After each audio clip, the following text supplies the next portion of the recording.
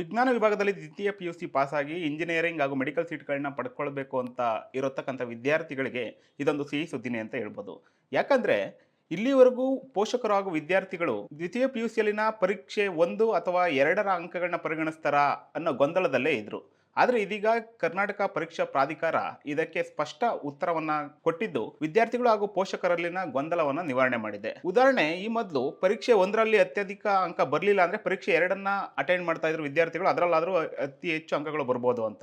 ಆದರೆ ಇತ್ತೀಚಿನ ಗೊಂದಲಗಳ ಪ್ರಕಾರ ವಿದ್ಯಾರ್ಥಿಗಳಿಗೆ ಪರೀಕ್ಷೆ 1ರ ಅಂಕಗಳನ್ನು ಮಾತ್ರ ಪರಿಗಣನೆ ಮಾಡ್ತೀವಿ ಅಂತ ಕೆಲವೊಂದು ವದಂತಿಗಳು ಹರಡಿದ್ವು. ಆದರೆ ಇದೀಗ ಕೆಇಎಯ ಕಾರ್ಯನಿರ್ವಾಹಕ ನಿರ್ದೇಶಕರೇ ಇದಕ್ಕೆ ಸ್ಪಷ್ಟನೆಯನ್ನ ಕೊಟ್ಟಿದ್ದು, ಪರೀಕ್ಷೆ 1 ಅಥವಾ ಪರೀಕ್ಷೆ 2 ಯಾವುದೇ ಅಂಕಗಳಿರಲಿ, ಅದರಲ್ಲಿ ಯಾವುದು ಹೈಯೆಸ್ಟ್ ಬರುತ್ತೋ ಆ ಅಂಕಗಳನ್ನೇ ನಾವು ಪರಿಗಣನೆ ಮಾಡ್ತೀವಿ.